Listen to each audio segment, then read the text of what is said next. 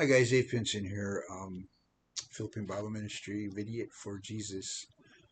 Um, so Jeremiah's a good prophet. He was a prophet when the kingdom of Judah was taken into captivity.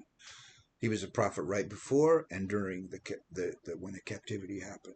So after they were taken into captivity, he wrote a letter to the people from the kingdom of Judah that were in Babylon, that were taken captive by Nebuchadnezzar, carried away Babylon. And then he wrote this letter. The letter was sent from him. It's from God because he is a prophet. What is a prophet? Someone who hears directly from God. I am not a prophet. Thus says the Lord of hosts to the God of Israel, to all who were carried away captive, whom I caused to be carried away from Jerusalem to Babylon. And what does he tell these people? So you're going into captivity, people. What are you supposed to do? Build houses and dwell in them. Plant gardens and eat their fruit.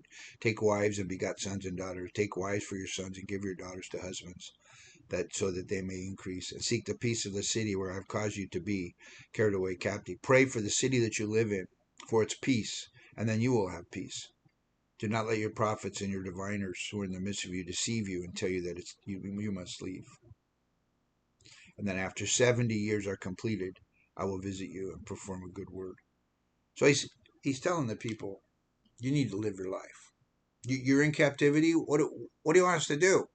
We don't want to be in captivity. No, don't listen to those. Those are false people. Those are people who, some of the health, what do you call it? The health, the wealth, the prosperity doctrine people in the world today. They're false. They're false prophets. They're liars. Because he hasn't called you to prosperity. He's called you to wherever he's called you. And what is your job? Just take care of your life. Take care of your life. Love the Lord your God. Pray for the peace of the city you're in. Pray for the peace of Israel. Okay. There was no peace in Israel at this time. But he's telling them, pray for the peace of the place you live. In other words, take care of the things around you. Elizabeth Elliot says, do the next thing. You know, I'm always like, we need to take the world for Christ. And we do. And all that stuff is true. Do whatever you want, Lord. But also do the next thing. What? Get married, have families, raise people, and wait for God. He says, and then after 7 years, then I'll do it. Then I'll call you out. When I call you out, you'll know it. Because why? Because the king himself was, I think it was Cyrus and Darius. The king himself was say, and Ahasuerus says, was that his name? And the king himself was say, go. You guys are done. You go back to your land. Go back and serve your God. Do the thing. That's how you know it was from God, because this is a real deal, right? So what does it have to do with me and you? Well, it has a lot to do with me and you. I just did a sermon on Thy Kingdom Come. Thy Kingdom Come this year, Lord. Thy Kingdom Come, Lord. Help me to reach the world for all these things that I want Him to do, right? And so those are all right. That's a right way to be. But in the meantime, say wait on the Lord, right? So there's things we do every day, and really basically it's all about loving other people. There's a crazy man that lives right down here. I don't want to tell you what we call him, because I want to keep him anonymous for now. I'm praying for a way to show love and grace to him, because when I say crazy man, he's very mean, and he's mostly, he goes after women. He goes after women and children. That's how we know he's a coward, right? Because bullies are usually that way. They go after weak people because that's why they're bullies, because they're scared. So I know he's scared, and I know his wife is possibly dying. I think she has some kind of health issue. Anyway, so hang on, I just glitched, forgot what I was talking about. Oh, so what do we do? Well, every day we go about our jobs, we raise our families, we do those things in front of us. So what does this have to do with us? Are we in captivity? Yes. As a world, we're in somewhat of a captivity. Why? Why? Because there's no Christian land. Was America's a Christian? No, it's not. America's not a Christian nation. It was once a nation founded on Christian principles, but it never was. There's no such thing as a Christian nation. The closest we ever had to a theocracy was back in the days of Moses, really.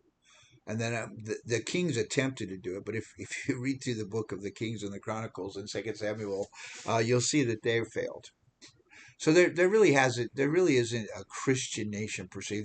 Now you could say a Christian nation is one where most people are Christians, or the laws are based on Christian.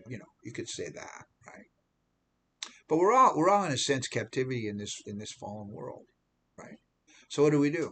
Well, take care of your family. Take care of the things in front of you. Do the next thing.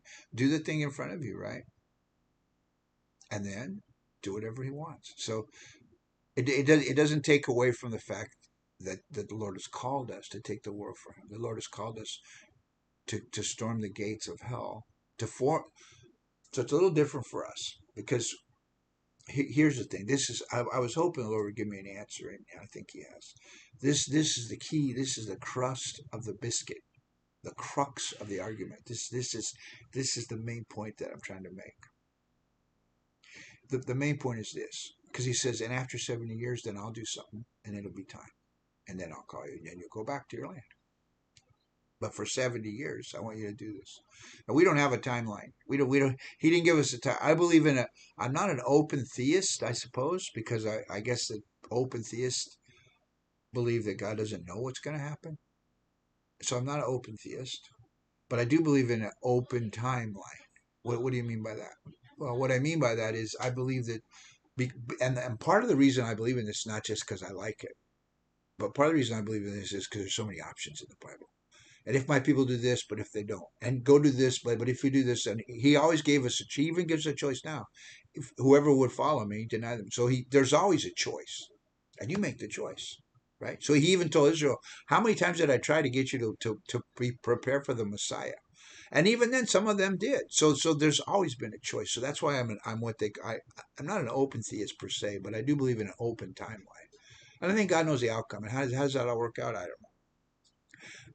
But we are in a captivity in a sense where we're supposed to just do those things and take care of those things in front of us and try to make our land a peaceful land. That's why politics is not necessarily something you totally ignore, but don't live your life for it. But you still want peace in the land, and what peace means all kinds of things. I don't want to get into politics.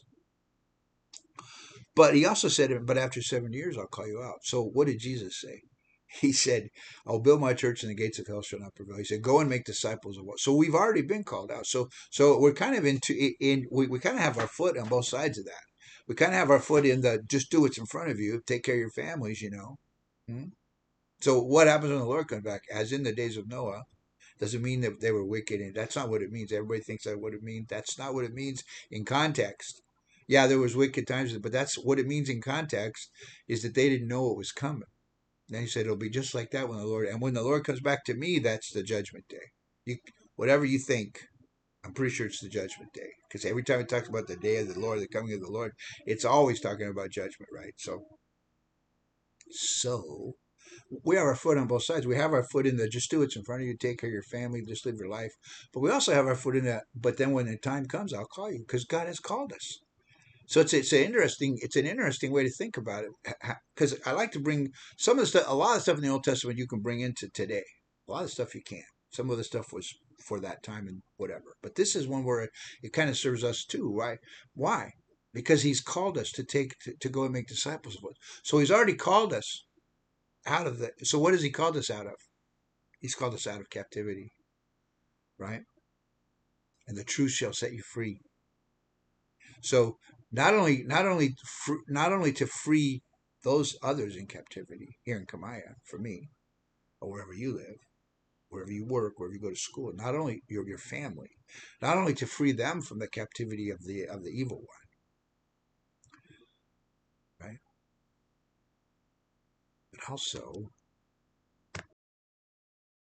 But also to live a life free in Christ.